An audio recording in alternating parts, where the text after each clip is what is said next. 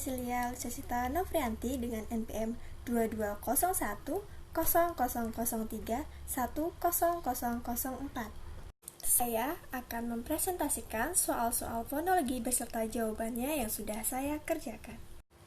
Yang pertama, coba gambarkan letak 25 sumber bunyi bahasa yang melibatkan studi tentang alat-alat ujar atau ucap berkenaan bagaimana bunyi bahasa itu dihasilkan. Saya akan menyebutkannya. Yang pertama, paru-paru, batang tenggorok, pangkal tenggorok, pita suara, krikoid, tiroid, arytenoid, dinding rongga kerongkong, epiglotis.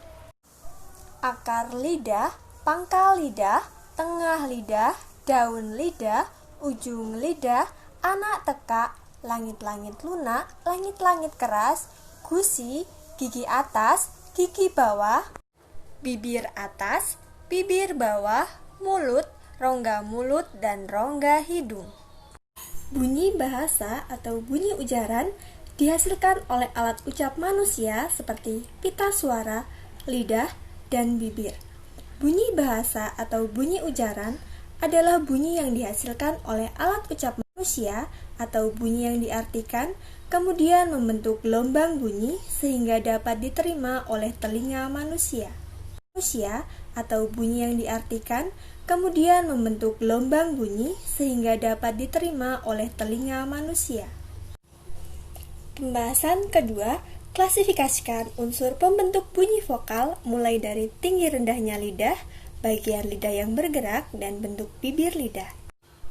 Vokal yaitu bunyi yang terbentuk oleh udara yang keluar dari paru-paru dan ketika melalui tenggorok mendapat hambatan yang ditentukan oleh 3 hal, yaitu bulat hamparnya, bentuk bibir, atas bawah lidah, maju mundurnya lidah.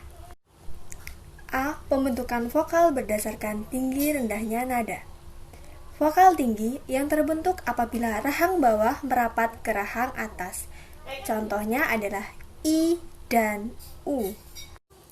Vokal tengah dibentuk apabila rahang bawah menjauh sedikit dari rahang atas. Contohnya E dan O. Vokal rendah dibentuk apabila rahang bawah diundurkan lagi sejauh-jauhnya. Contohnya A. B. Pembentukan vokal berdasarkan maju mundurnya lidah. Vokal depan dihasilkan oleh gerakan turun naiknya lidah bagian depan. Contohnya I, E, A. Vokal tengah dihasilkan oleh gerakan lidah bagian tengah. Contohnya E.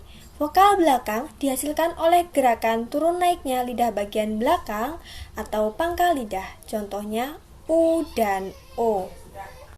C. Pembentukan vokal berdasarkan posisi bibir. Vokal bulat diucapkan dengan bibir bulat, bentuk bibir bulat bisa terbuka. Diucapkan dengan posisi bibir terbuka bulat. Misalnya U, O. Vokal tak bulat diucapkan dengan bentuk bibir tidak bulat atau terbentang lebar, misalnya A, I, E. 3. Jelaskan maksud dari A. Hambatan konsonan letup. Ialah konsonan yang terjadi dengan hambatan penuh arus udara, kemudian hambatan itu dilepaskan secara tiba-tiba. B. Konsonan nasal. Konsonan nasal ialah konsonan yang dibentuk dengan menghambat rapat atau menutup jalan udara dari paru-paru melalui rongga hidung. C. Konsonan paduan. Konsonan paduan adalah konsonan hambat jenis khusus. Tempat artikulasi ialah ujung lidah dan artikulasi pasifnya gusi belakang. D. Konsonan geseran. Konsonan geseran adalah fonem yang direalisasikan merupakan kombinasi antara sibilan dan eksplosif.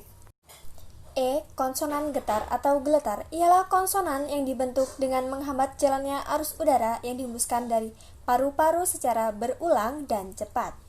F. Konsonan sentuhan adalah konsonan yang dihasilkan dengan artikulator menyentuh sesaat titik artikulasi. G. Konsonan sentuhan kuat ialah konsonan yang pembentukannya pada prinsipnya sama dengan konsonan sentuhan. 4. Apakah yang dimaksud dengan pengaruh bunyi? Pengaruh bunyi bahasa muncul sebagai akibat proses asimilasi, fonetis, progresif, dan regresif. 5. Jelaskanlah pengaruh bunyi karena distribusi. letak atau tempat suatu bunyi dalam satu satuan ujaran, dan menimbulkan berbagai proses seperti aspirasi, pelepasan, dan pengafrikatan. 6. Identifikasilah transkripsi dan transliterasi bunyi. Transkripsi adalah penulisan tuturan atau pengubahan teks dengan tujuan untuk menyarankan lafal bunyi, fonem, morfem, atau tulisan sesuai dengan ejaan yang berlaku dalam suatu bahasa yang menjadi sasarannya. Transliterasi adalah penggantian huruf demi huruf dari abjad yang satu ke abjad yang lain tanpa menghiraukan lafal bunyi kata yang bersangkutan. 7. Apakah yang dimaksud dengan bunyi suprasegmental? Bunyi suprasegmental merupakan sesuatu yang menyertai fonem tersebut, yang itu bisa berupa tekanan suara, panjang pendek, dan getaran suara yang menunjukkan emosi tertentu atau bunyi yang tidak dapat disegmentasikan. 8. Definisikanlah pengertian dari A. Identitas sifat khas suatu fonem. Fonem dapat didefinisikan sebagai satuan bahasa kecil yang bersifat fungsional. Artinya, fonem memiliki fungsi untuk membedakan makna. B. Spesialisasi beban fungsional fonem. Alofon, varian fonem karena pengaruh lingkungan. Ampun-ampunan, simpul-simpulan. Arti fonem. Fonem mempunyai beban fungsional yang tinggi apabila memiliki kontras dengan banyak fonem yang lain. Misal fonem yang kontras pada pasangan kata sari, tari, lari, dari, cari, jari.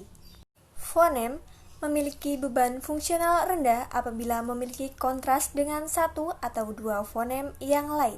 Fonem memiliki beban fungsional rendah apabila memiliki kontras dengan satu atau dua fonem yang lain. Variasi bebas, varian fonem yang tidak disebabkan oleh faktor lingkungan dan juga tidak pada posisi tertentu, tetapi pada kata tertentu, I dan E pada kalimat nasihat, resiko, risiko. C. Alternasi alofonemis. Variasi suatu fonem yang tidak membedakan arti yaitu alofon.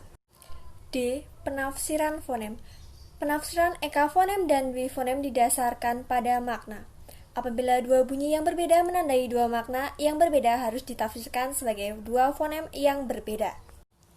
Apabila dua bunyi yang berbeda menandai makna yang sama, harus ditafsirkan sebagai satu fonem yang sama dan perbedaan itu dianggap varian saja.